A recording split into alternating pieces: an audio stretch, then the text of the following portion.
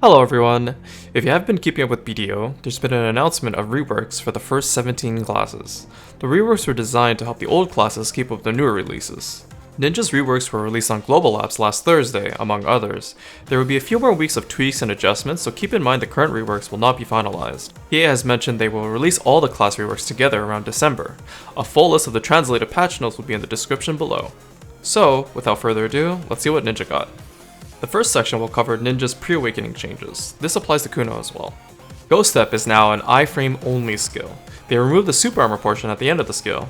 I'm not 100% sure how good of a buff this is, but it seems pretty strong so far, as it should be theoretically easier to escape without taking that much damage. Pre-awakening grab has a sped up animation upon successful grab. Block jump now has changed the A and D inputs.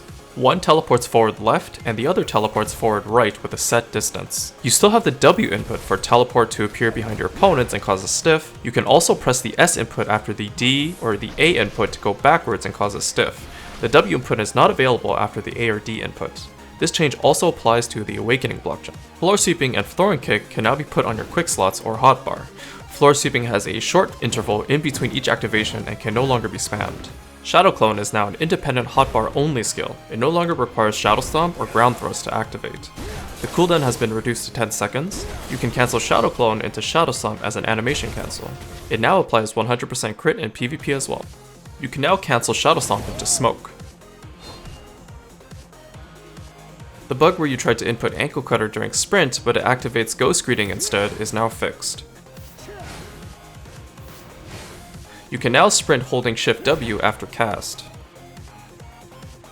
Not sure if this is intended, but there's a bug where you cast Ghost Greeting instead of Forward Fatal Blow if you're sprinting with Target Chase on.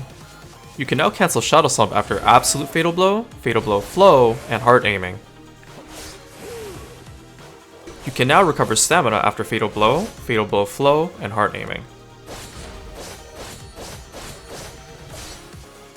Hard Aiming cooldown reduced to 20 seconds. Hard Aiming can now be used while on cooldown, however the damage is reduced. Can only be activated by LMB and RMB while using Shadow Slash. It no longer automatically activates from holding space while using Smoke into concealment, so you have to press spacebar one more time in order to activate Hard Aiming. Can now activate Absolute Smokescreen after Ghost Step with spacebar.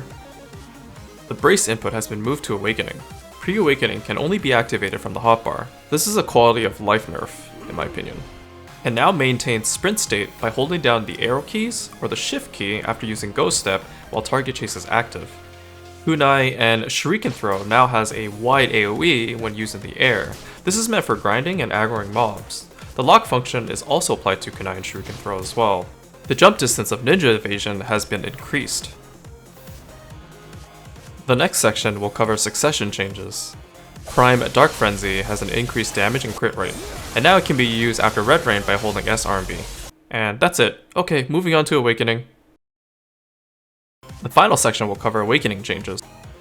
Murderous Intent can now be used on the hotbar from pre-Awakening. It swaps to Awakening afterwards. Mach Explosion cooldown reduced to 12 seconds. It also added 3 extra hits. The attack ranges of Vacuum Slash, Flow Execution, and Sudden Decapitation have been increased.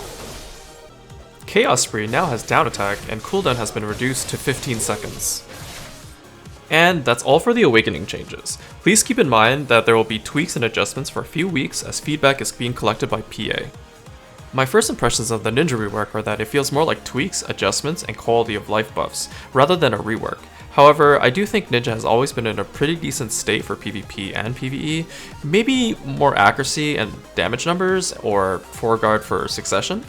I think people complain that Ninja reworks didn't get enough because they look at other reworks and feel inadequate that our class didn't receive 5 pages worth of notes. I was worried that they were going to change the movement or the identity of Ninja. I'm glad they didn't. Since Awakening received major PvE grinding buffs, I was hoping Succession would also receive something similar to allow for less APM heavy grinding sessions. Most Succession ninjas don't really want to break their hand while grinding for a couple hours. Some of us don't play StarCraft Brood War at the age of 10, nor are we masterclass pianists. I was hoping for a brand new skill with Succession, something similar to Flashing Light that Awakening has. Maybe stamina consumption changes, or a way to manage stamina in movement a bit better? Shadow Slash still halts stamina regeneration. A buff or faster animation of Red Rain, it's much weaker than the Awakening counterpart, Katana Shower, due to it being a level 1 variation of only minus 12 DP debuff. While I think the independent Shadow Clone skill is a clever way to add more flavor to the class, I think it needs an evasion or DP debuff, maybe higher accuracy numbers or more animation cancels into other prime skills. I also think Ghost Slash deserves a buff as well, shorter cooldown, maybe new animation cancels to other succession skills. The Shuriken Throw change is kind of strange, as most ninjas who grind don't really use double jump or even jump at all. It's really inefficient movement. I was hoping for Brace to be a mob aggro skill that lures 10 monsters at a time in a wide radius, similar to Lan's skill called Stately Dignity. Succession also suffers from not being able to dismount horses without 100% BSR. Awakening has the luxury of using 10, 25, or 50% BSRs to dismount players off their horses. What are your thoughts on the Ninja reworks? Is there something you'd like to be added or removed? Leave a comment below and let's hope for some more stuff in the upcoming weeks. And as always, thank you for watching.